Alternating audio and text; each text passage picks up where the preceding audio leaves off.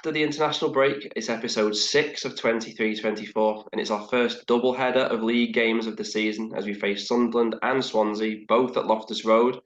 Before we look ahead to them, I'm sure, like me, you've all been buzzing for the last 2 weeks after the win up at Middlesbrough. It may be nearly a fortnight ago, but it was just a great performance, wasn't it, Dave?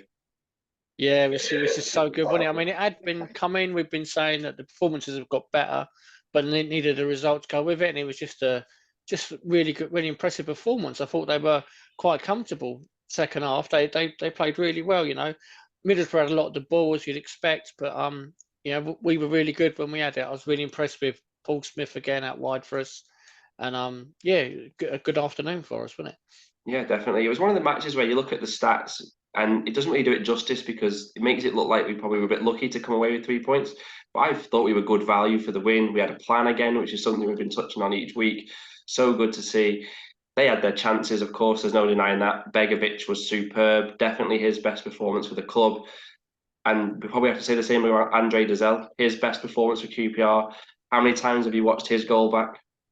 Yeah, quite a few. I mean, I didn't believe it when I saw it. It's like, is that really him? Is it imposter? I mean, I'd almost given up on him earlier in the season. I thought, just couldn't see how he was going to progress. But he's been good the last couple of games, and he's got that in his locker. He done it in pre-season the other year, like a long range shot like that. I don't know why he doesn't try it more often.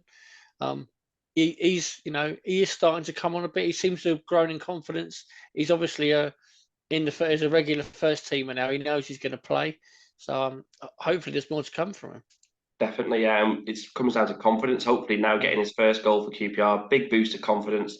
We said it with Armstrong, didn't we, a few weeks ago? It can do a world of good for a player just getting a goal, and hopefully he can nail down his place, like you say. The other player who scored the goal, of course, was Jack Colback. 2 goals and an assist in 2 starts. For me, it feels now like we've got 2 Sam Fields in the team, but we've got a Sam Field who scores every week, so he just looks top quality, doesn't he? Yeah, he's made a big difference since he come in. He looks a good player. Looks a level above Championship to me.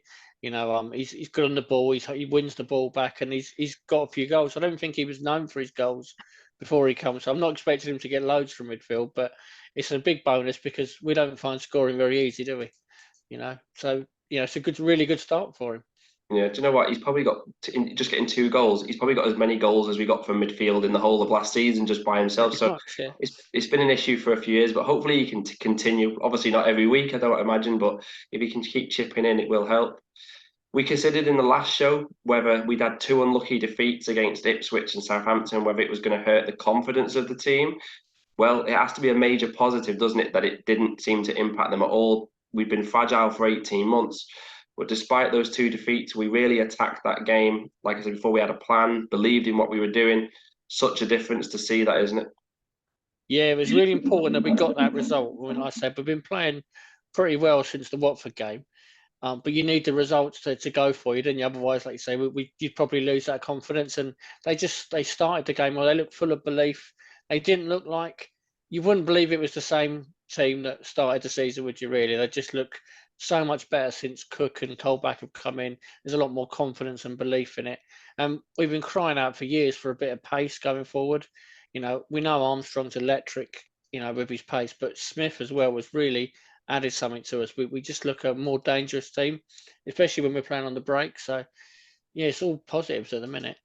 It is. Smith as well, he's mentioned him there. He just seems to have this ability now, which he didn't have before. He just runs at someone and somehow just bustles his way through and he comes out the other side with the ball. He's massively improved. I was someone who said, why are we bringing him back? I'll hold my hands up and say that, but he's like a different player. Hopefully he can stay injury free. That's the only concern, I suppose, with him.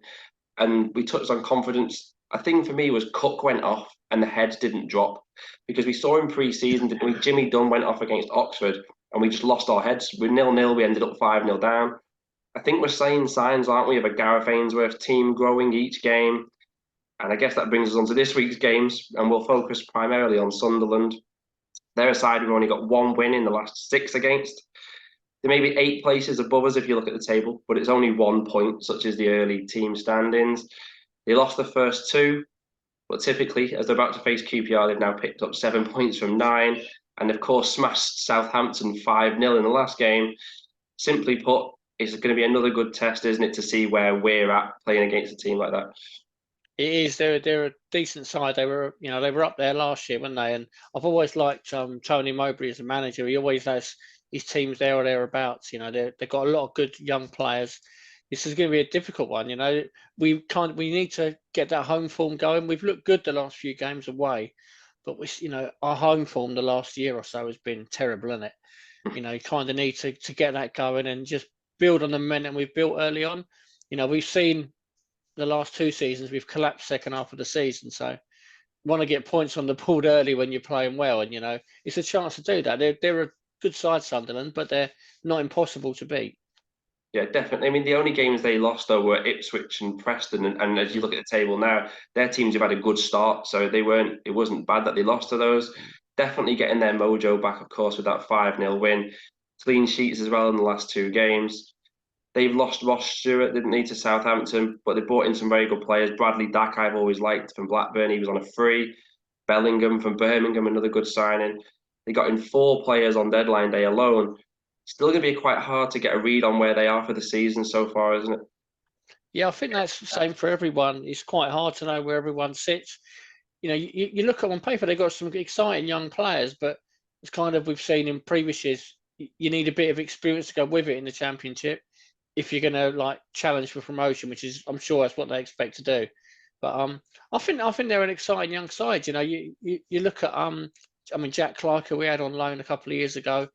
He's really progressed, hasn't he? The last couple of years, he looks a good player for him. And I've always liked that Dak as well. I think it's a good opportunity for him. He's kind of stagnated the last few years. So I think that they we have found them difficult to beat the last few years. I mean, they absolutely battered us at home last season, didn't they? And we lost that cup game to them the year before. But yeah, it's going to be a tough one. Yeah, Jack Clark, you touched on him then. He's literally unrecognisable, isn't he, from when he's at QPR? He's a bit like Paul Smith. We just said they kind of just had a few years and they've obviously just come on with their games. Sunderland, like you said, Tony Mowbray, I think he'll have them. He has like a minimum level, doesn't he, wants from his teams, and I think they'll be at the least top 10. We'll see. QPR, you touched on the main topic, I suppose, as we've got 2 home games. It's our home record. You said it's terrible. It's actually probably even worse than terrible. 1 win in 17 games it is at Loftus Road. It's hard to believe even saying that, really. How has it gone on for this long? And we've only scored 7 goals in that spell. We've got to turn it around, haven't we? Because we're talking about it. The players will know about it. It's a monkey on our back, I feel now. And with QPR, we talk about confidence and stuff. It becomes a bit of a mental block, doesn't it? When they know and the fans are turning up knowing, look, we've won 1 game here since October. It's nearly going to be a year, isn't it? We've got to win one of these 2 games, you think? Definitely. It's not just the lack of wins, it's the lack of goals at the loft end as well. You think that's always been a thing with Rangers at home. We'll score in the loft end if we go behind, it'll be fine second half when we're attacking the loft. But, I mean, we've hardly scored any there this year, have we? I mean, 1 or 2. I mean, it's been pretty poor. You really need to get your own form right. I still think we're going to be a side in the bottom half who are going to have to fight to stay up, and you've got to get that home form right because you can't really rely on winning all these away games as we have early on. So this is a big week for us. We need to really build on what's happened early on in the season. We've had a little break with the internationals. Hopefully everyone comes back fit and able to play, and really build on it. These next 2 games are big for us. Yeah, I agree. And we've done well to get 6 points from what was a tough opening month. With you just say that primarily it was all on the road with the away trips. Definitely 6 points is better than I expected us to get, especially after 40 minutes against Watford. We're actually ahead of Watford, aren't we? Just thought again we're ahead of them, which is crazy. And you said it a little bit before, the league maybe doesn't look as tough as it maybe we expected in pre-season. Look at the last set of results. Leicester lost to Hull. Middlesbrough bottom. Leeds have only won once. Definitely not as much to fear as we thought, do you think? Maybe not. I think you look at, Southampton and Leicester, I still think they're going to be top 2 end of the season. The squads they've got and the money they've got to spend. But they're not unbeatable. We played Southampton recently, and I didn't think they were that great against us. And you look around it gives hope to a lot of teams because I think it's going to be a bit more open than everyone expected. I think most people thought the 3 coming down would just run away with it. Maybe it won't be that way. There's some all right sides in the league, but you look at the bottom half of and it's like it's not quite as daunting as I thought it was going to be early on. I might not say that in 2 weeks. No, I know it's an early table, but there's already like only 1 point between about 9 teams, so it's open at this stage. And QPR are in the same position as we were after 5 games last season, actually with a point more. Definitely something to build on. We probably all agree the squad depth we've kept saying is lacking, but do you think for the first time since he took over, Gareth Ainsworth's actually got some selection headaches this weekend, hasn't he? Maybe Lyndon Dykes seems to be fit again. He's featured for Scotland. But who would you drop if he comes in, or does he have to make do on the bench? Maybe you have to make do on the bench for the first game. So I think it's worked quite well with playing the 3 midfield players. He'd have to. You assume he won't drop Armstrong, so I'd probably prefer that and have Armstrong up front on Saturday. Maybe use Dykes off the bench. We've got 3 games this week, really, and we've got the Birmingham games on the Friday. So you're gonna need to use your squad this week. So if everyone's fit, I wouldn't change the team from the last game. I thought they were excellent at Middlesbrough. Yeah, I wouldn't change it either. And it's a good sign, really, that Lyndon Dykes, probably before the season started, we think he's first name on the team sheet, but he's now going to have to earn his place back. That can only be a positive. I think with him being away on international duty and coming back from injury as well, I think it makes sense to put him on the bench. Certainly can't drop Dozell, which is probably the name most people would say would come out for him. Sinclair Armstrong, too, you said, can't drop him. Still rapidly develop, isn't he? Every game he seems to come on another level. He scored for Ireland's under-21s, got his first cap as well. We need to get him a new deal, don't we? Simply as that. Yeah, we do. Yeah. I think that's obvious. I mean, we've got the extension that we can get him for 2 more years, but they're going to need to tie him down, really. Not just to keep him here, but as we've seen with players whose contracts run down, if you want to sell him, if he has a good season and you want to make some money on him, he needs to be on a decent contract. We've seen with Willock, with his contract coming to end, you're going to get nothing for him now. We didn't get a lot for Dickey and Dieng in the end because they were on their last year. So it's important to tie these players down. And you'd hope he'd want to stay, especially if he's playing regularly. I think if he continues the way he's developing, he's going to get a move to a Premier League club eventually, especially with the attributes he's got. But he's got a lot to learn still. He's still very raw, isn't he? He's exciting, but there's a lot to work with there. Yeah, there is. I saw some clips of the Ireland under-21 game, and he probably should have scored 5 goals, and the only one he actually got in was like off his backside. So he's got things to work on, but like you say, all the raw ingredients are there for him to go to the very, very top. And we're probably lucky to have him while we've got him.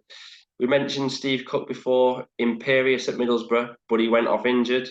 He'll be a big loss if he's out for any length of time. But Jake Clark-Salter replaced him, barely put a foot wrong. If they're both fit, that's another selection headache, isn't it, for Ainsworth? Because who'd you pick? And if you pick them both, who on earth are you dropping? Because they kept a clean sheet. If they're all fit, I assume you drop Kakai, I imagine, and then you maybe move Cook to the right of the back 3. It's a difficult one, isn't it? I thought Clark-Salter did well when he come on, but he's another one. Can you trust him with injuries, especially in a 3-game week? So if Cook's fit, I'd definitely start him. But Clark-Salter should be knocking on the door soon. I think if he stays fit, he's a very good player, but he just can't. He can't get a run in the team, can he? No, it's just I never thought we'd have these type of problems where we actually don't know who to play. So it's a good sign. If QPR are doing well, we'll hopefully have these conundrums all season long. I think it would be harsh to drop any of them. I think if Cook is fit, he has to start with the same 3, and Clark-Salter, like you say, can come in maybe in midweek. Because we'll briefly look ahead to that one now. Tuesday night, Swansea at home. It's hard for us to preview these midweek ones too much because obviously there's a match to come beforehand. But it's definitely going to be the first insight, that one, into how many changes we see for midweek league games. In previous years, obviously, we've had players like Stefan Johansson, who we know can't do 3 games in a week. And this week, you touched on it before, it's even worse because we've got 3 games in 7 days because we play on the Friday after. You wonder whether the likes of Cook, Fox, Colback, Armstrong and Smith, who've had injury issues, can do so many minutes again on a Tuesday, especially because we play on the Friday. It's going to be a big test of his rotation and who he plays, isn't it? Yeah, and that's the worry, isn't it? Because then you look beneath them, there isn't a lot to come in really. We've got a couple of options, but it's a small squad.